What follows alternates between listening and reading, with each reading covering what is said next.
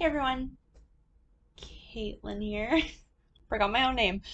Thanks for watching another episode of Baldwin Breakdowns, and this week's concept is the inner child. So this is one that was suggested to me by one of my followers on Instagram, and I'm actually really glad that they threw the suggestion out there because inner child is something that comes up a lot.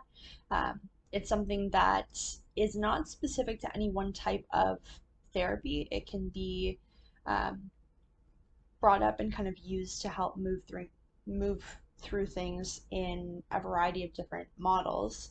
Um, and I think it's something that we all really possess. Like it's not something that's exclusive to some people or not. And it's just a different way of thinking about what may be going on internally for us. So the inner child is a part or like multiple parts of us that that interacts with the world from that same lens of childhood. So, as children, we have a natural curiosity, um, we're enthusiastic, we're creative, and we also have kind of basic needs, just like we do when we're adults. We have needs to be soothed and regulated. So when you're a child, you don't have the ability to regulate your own emotions, and so you rely on your parents or your caregivers to kind of help you build that ability. Um, we also just have these innate needs for love and connection and safety. And as children, we learn the ways of the world purely through kind of observing and experiencing the world around us. So we learn kind of typical patterns of communicating by witnessing the people in our lives, and that may be our parents and the way that they communicate. Um, we also witness the way that people regulate their own emotions. So if we grew up in a household where our parents were very expressive with like anger, and so they would show emotional expression through yelling and screaming and throwing things, then that is how we learn to express our emotions. Or conversely, if we grew up in a household where um, if we did show emotions, they were kind of shut down and we were told to like stop crying or suck it up or whatever, um, then we learn from that, right? We learn that, okay, emotions need to be withheld and um, not shown or not expressed, and kind of then we end up dealing with them in different ways.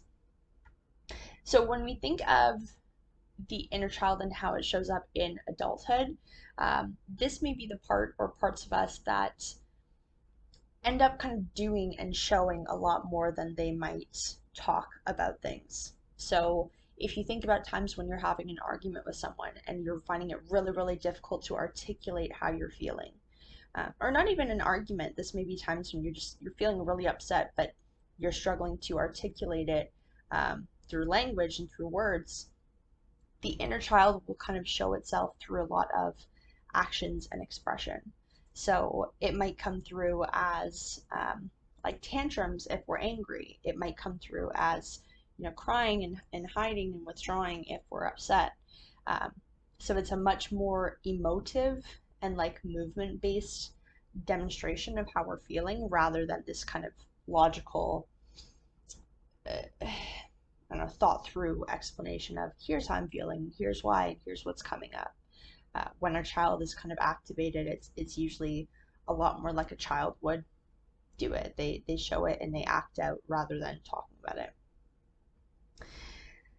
So there are a lot of different things that can create wounds to this inner child, and I've already kind of mentioned a few, but um, having a lack of presence from a parent or both parents, and this can be physical presence, like if one actually just isn't around and they're not in the household, but it can also be that emotional absence. So you might have both parents within your household, and they're there, but they may not be involved with you emotionally. They may not support you when you're feeling upset, or support you as a child when you're scared or crying or any of these things where we really need to learn from a very early age that we are allowed to feel those things.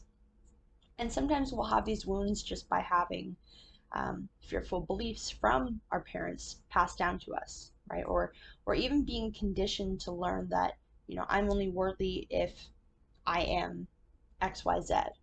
right? I only have value within a household if I contribute, um, to housework. I only have value within my family if I get really great grades.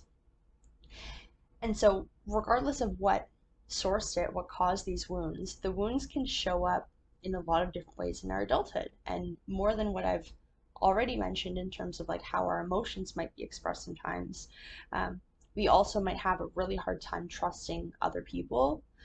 We may have a lot of insecurity about ourselves and our own worth. We may kind of really shut down or again like over have this like adult tantrum when we are upset or when we're feeling certain emotions because we don't really have a good model of how to effectively express them and how to feel them. um, and we might kind of retreat into that childhood state of like wanting to be saved and protected by other people.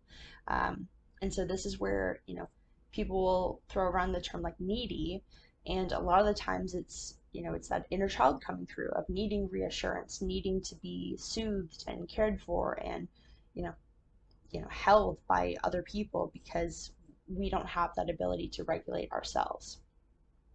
And so I won't say much about this, but the point of kind of getting in touch with your inner child and noticing those wounds and noticing how it shows up in your life is that as an adult, you can kind of take steps to be your own parent and essentially kind of heal all that conditioning and all those wounds that you learned and that you developed very early on. So that's the inner child. That's this week's breakdown, and I hope to catch you guys on the episode next week. Bye.